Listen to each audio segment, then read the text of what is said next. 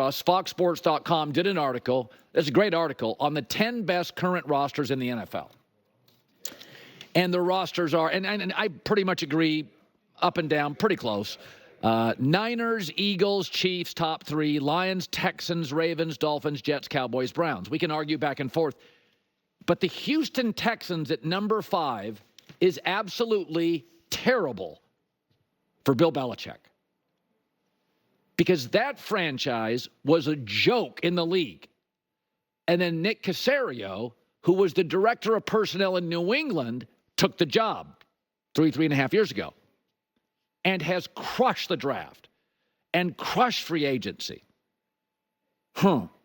In 3 drafts, Houston now is a top 5 roster from a bottom 3 roster. Joke to playoff team in Houston. They just added a star edge, a star running back, and a star wide receiver in free agency. He has made almost no mistakes, Nick Caserio. He may have missed on an offensive lineman in 3 drafts. That's it. Yet New England's last 6 drafts, of which Caserio was in the building for a few of those, several of those, probably last 7 drafts, have all been putrid for New England. So either Nick Caserio suddenly got brilliant when he got on a plane and flew to Houston, or 3 or 4 or 5 or 6 of those drafts, because he was in New England for years, and the drafts kept getting worse and worse and worse and worse and worse and worse when Caserio was there. So either he got brilliant once he got on an airplane and flew to Houston, or Bill Belichick trumped all of his advice, would not listen, and took over the drafts, which I was told Bill was prone to do in mid-January, early February. I got it from here. Because New England's draft, and Caserio was part of many of those, were awful. Now he goes to Houston, and they're all great. I mean, there's an argument outside of maybe Green Bay. Who drafts better the last 3 years than Houston? Who's done a better job in free agency than Houston? And they had bad ownership. New England had great ownership. They had no momentum. New England had all the momentum in the world. This is an indictment on Belichick. He didn't get very few interviews because he can't coach. But as he is aged, stubborn, rigid, only wants to coach certain people, and he craves power. This is what a Popovich craves later years. A Belichick craves. A Tony La Russa craves. The older coaches, they've got the legacy. They've got a ring or 2 or 6, and they got the money. So if everybody's wondering, why can't Bill get the job? It's not about the teams. It's about Bill's unwillingness to work with others. Everybody knows he's a great coach. Best defensive coach of all time. That's not the question. So everybody's blaming the teams and the owners of the teams that pass on him. It's not about that. It's about Bill's potential unwillingness to just coach, and that is it. That list with Houston as a top 5 roster, and I don't doubt it, is an indictment on Belichick and nobody else. So this is funny. Bronny James has become the most popular betting pick for Rookie of the Year.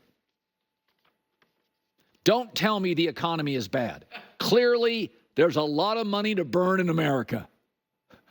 The last 7 NBA Rookies of the Year, none of them have spent a day in the G League. And Bronny right now is a G League player.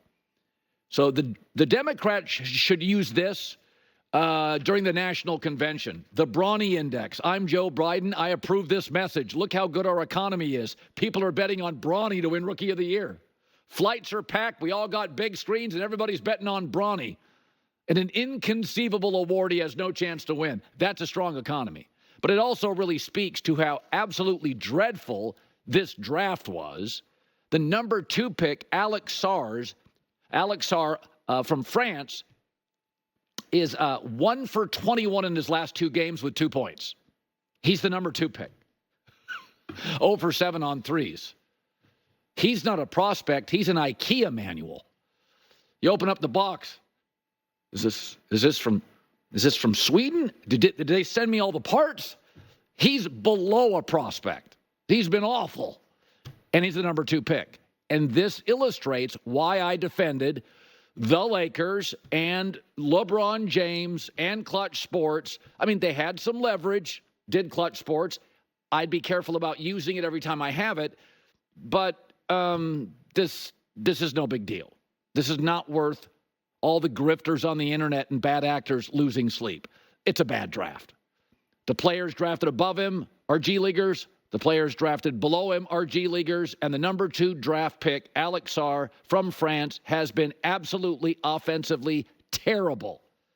So, and for the record, Bronny actually and Dalton Connect, the other Laker rookie, both had a really good game yesterday. And Bronny finished with 13 points on 50% shooting. So he's had back-to-back pretty good games. Bronny has, not the number 2 pick. He's had terrible games. Bronny's actually had back-to-back pretty good shooting games. So I don't think he's a natural, fluid offensive player. I don't think he ever will be great. My take, though, isn't necessarily the shooting. It's that he's a 6'1.5" player who doesn't play point. So if he improves his ball handling and can bring the floor up even occasionally for the Lakers and play excellent defense, he had a couple blocks yesterday, I think Bronny could stick at the end of a bench or, like a 7, 8, 9, 10 player. Not going to get tons of minutes, but a defensive player, if he can bring the ball up the floor, his shooting will get better. It almost always does for young players. Very few guys come out of college as dead-eye shooters. Almost nobody, especially at the NBA three-point range, almost nobody.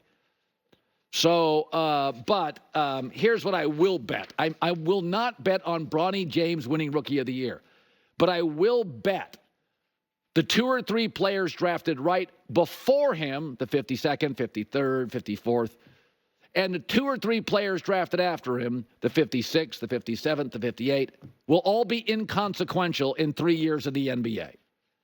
Everybody, you can make money now on Twitter /X, whatever you want to call it. And there are a lot of people, that's how they make their money. Grifting, conspiracy theories. They do it on their podcasts. They do it on their platforms. This was never a big deal. In an absolutely dreadful draft, if he's a bottom-of-the-bench rotational player, welcome to the 2024 55th, 56th, 53rd pick in the NBA draft. You know the economy's good when people are flush with money to bet that, J-Mac. Flush with money. The dumb money, huh? He's got no chance, 0 chance to win the award. None. Yeah. Well, he's not going to get enough minutes to do it. So, right. Yeah, he's got none. No and even in bad drafts, there will be probably an international player, I would guess, picked like 9th or 13th. I mean, remember where Giannis was drafted, and about 3 years later, you're like, oh, he's put on 25, 35 pounds and became, So there'll be players out of this draft, but it's a developmental draft. It is a prospect and IKEA manual draft. Below it's what architects give you that kind of layout. Yeah. The blueprint. It's a blueprint draft below a prospect. But did you hear the roar when he's making shots in Vegas? I mean, it is a deafening roar. You don't hear that in a summer league game. I did a TikTok rant yesterday. Oh. Just on Bronny. And it got over 1 million people. And it wasn't some definitive rant. It wasn't funny. It was just kind of some thoughts on Bronny on my TikTok. And this morning the staff said, yeah, those Bronny things really pop. And that goes to show you that when you get to be in this draft where the Lakers drafted, their first draft pick, by the way, was a veteran college player, a real need. So they got their shooter on the wing. What they wanted to get with their second pick was a defensive player. So they needed a shooter. They needed youth, shooting, and some defense, and maybe he provides that. Yeah. But I don't think, you and I talked about this yesterday. I don't get outraged much. No. There are things that have happened recently politically that are frightening for all of us. But I don't get outraged much. And that is what is peddled on the internet and social media. Yeah. This Bronny story is just, give me a break. It's just not worth getting worked up over. It's not even about him, though. They just don't like LeBron, so they're rooting weirdly for his kid to fail. And you're right. I'm out on that. Okay, so at the top of next hour, we talked about this yesterday. I told you